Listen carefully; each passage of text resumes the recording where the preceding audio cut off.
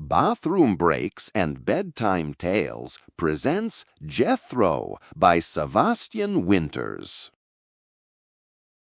The checkpoint guard's hand is still moving toward his rifle when Jethro puts the knife in his throat. It's not loud. Nothing here is ever loud. The man folds. Jethro catches him, lowering him behind the sandbag wall in one motion, and checks his watch without looking at the body. 4:17, 11 minutes before the rotation. The wall is 9 days old and still setting.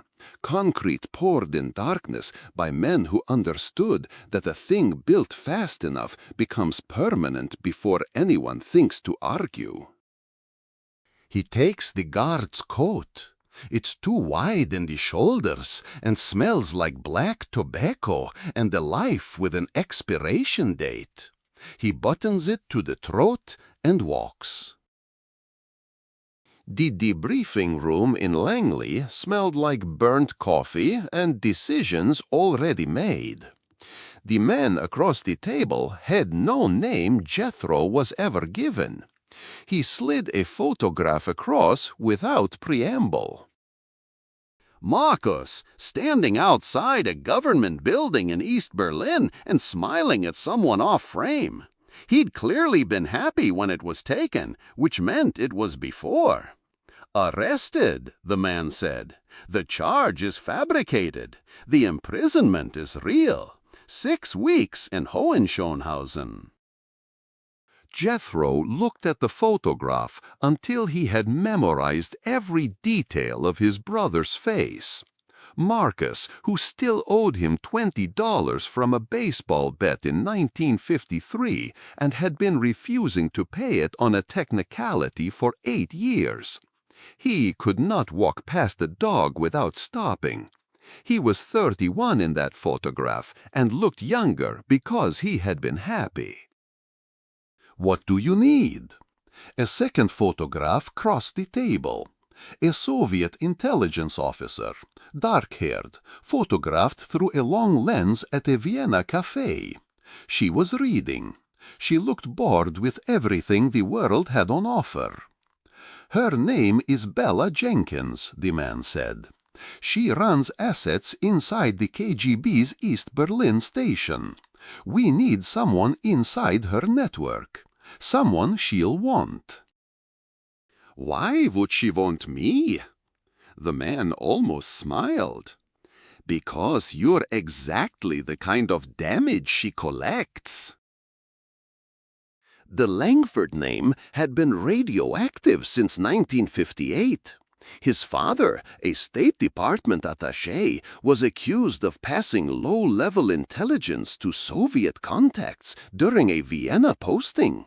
Never prosecuted, not enough for a trial, more than enough for a ruin. His father died in 1960 with the case still open, which meant it would never close.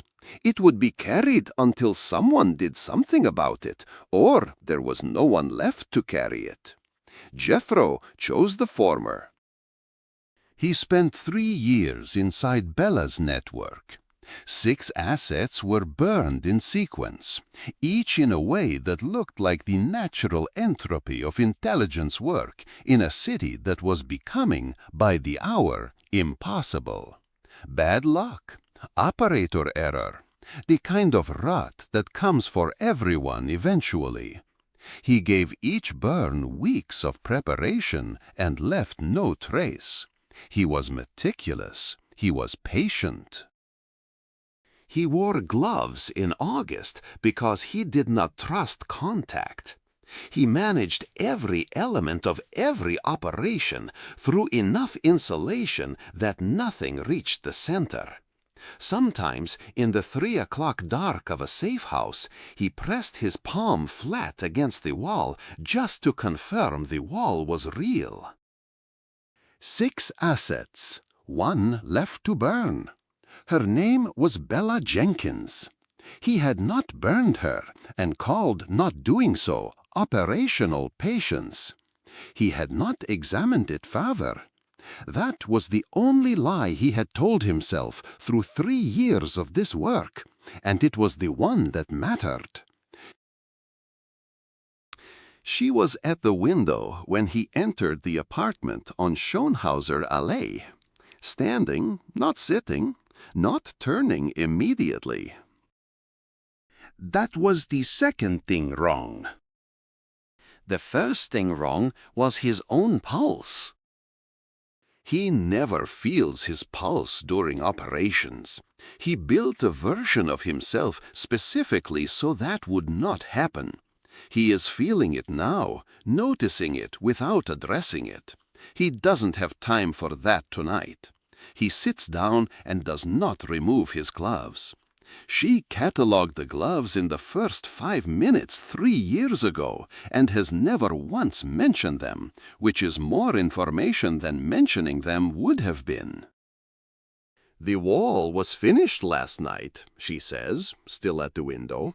Section 4 by the Bernauer. They were pouring concrete at 3 in the morning. I watched from the roof. I know. My people are nervous. Now she turns.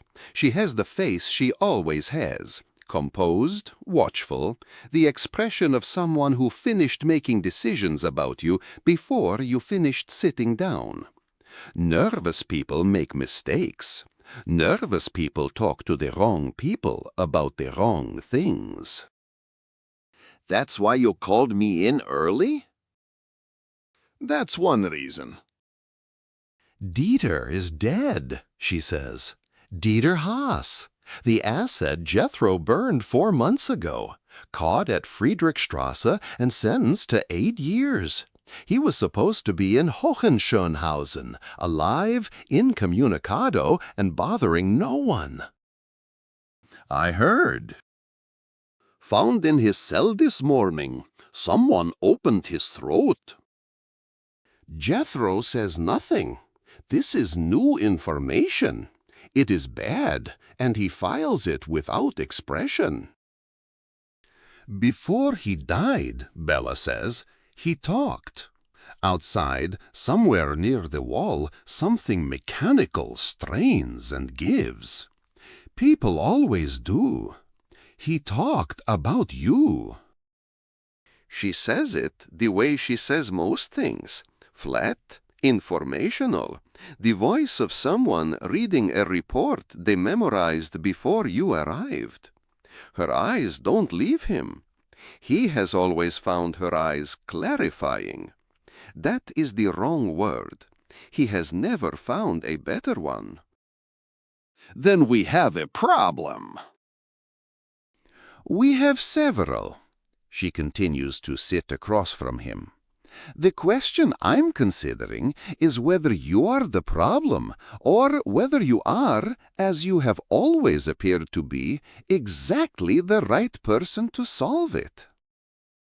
Those aren't mutually exclusive. Something moves across her face. Not a smile, the shape a smile leaves when it decides not to arrive. No, they're not. There's a file. She folds her hands on the table. Bare, always bare. Station records, your access points, your contact history, Dieter's testimony. A pause. And something else. What else? She holds the silence long enough that he can hear his own breathing. Your brother's arrest order. I signed it. The room does not move. He does not move. The man he has spent 3 years building is working at full capacity. He is very good at his work, and right now the work is the hardest it has ever been. For 1/2 second, he sees Marcus at 12 years old, soaking wet and laughing on the bank of the Potomac after a canoe went over, laughing the way children laugh when disaster turns into a story. Then the image is gone, the room comes back, and Bella is watching him with the precise, patient attention of someone who has been watching for a very long time. "I know who you are," she says. "I know what you came here to do." She says it without drama, the way you tell someone the time. "I've known for 4 months." 4 months since Dieter, which means every meeting after, every exchange, every careful word dropped into the space between them where he thought tradecraft lived. She was already on the other side of the glass. Which means she let him run. Which means she wanted to see what he would do. Which means she already knew he wouldn't burn her. Then why am I still here? "Because I needed to know if you were better than me." She says it simply, without any flattery. At the patience, at the willingness to keep something alive past the point the operation required. He goes very still. "You burned 6 of my assets," she says, "in sequence. Not one operational error. That's not tradecraft, that's surgery. And then you stopped." She doesn't look away. "I kept running the numbers on why you stopped. They kept coming back wrong. So I considered a different question." "What question?" "Why hasn't he burned me yet?" Outside the window, the city is still building itself into a wound. Concrete and wire and the sound of the world making permanent decisions. "There's someone inside my Hamburg station burning my assets before I can run them," she says. "Someone methodical, patient, surgical. I need someone who can find them and destroy them the way you've been destroying them here. It's not me. I know, but it is someone equally as good, quiet, like you, no seams. In exchange..."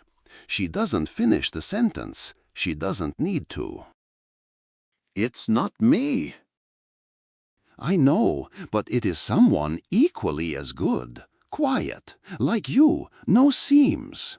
She opens her hands on the table. "In exchange..." She doesn't finish the sentence. She doesn't need to. "My brother." "Your brother, the file with his arrest order, the file with your name in it, courtesy of Dieter, both gone. And your father's case. That's a longer conversation, but it is a conversation I can have." His father's case. 3 years. The guard at the checkpoint. The knife. Every burned asset, every careful lie, and every night pressing his palm against a wall to confirm it was real. All of it aimed at a file, a name, and a case that never closed because it was never meant to close. She is offering him the thing he came to take from her, and the offer is real. He can see it is real. She needs what he can do, and she is willing to pay for it with everything he came here for. And the trap, the specific, elegant, suffocating trap, is that he was always going to say yes. She knew it before she picked up the phone. He knew it before he walked through the door. It isn't a negotiation. It is a door that only opens one way. He looks at his hands on his knees. He thinks about Marcus in a cell that smells like concrete and other men's fear. He thinks about the $20 Marcus still owes him.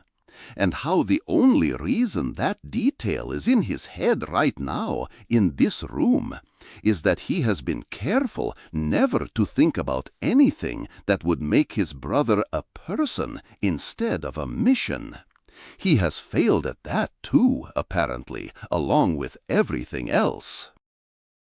He thinks about his father at a desk in Georgetown, bare hands, ordinary hands, a man with nothing to hide, who and destroyed anyway, signing papers that meant the end of everything. He reaches up. He takes off the left glove. He sets it on the table. Then he puts his bare hand down beside it. She looks at his hand. Something happens in her face then, small, quick, gone before it finishes arriving. Not triumph, not satisfaction. Something that looks, for the space of one breath, almost like recognition. It's as though she has been in a room like this before, on the other side of this same table, and the memory costs her something she was not planning to spend tonight. Then it is gone, and she is herself again, and the moment did not happen. He noticed it. He files it. He does not know yet what it means, but he suspects he will have a long time to find out. Tell me about the file. She tells him. Outside, the last section of wall sets in the dark. It will be permanent by morning. His bare hand stays on the table, and he listens.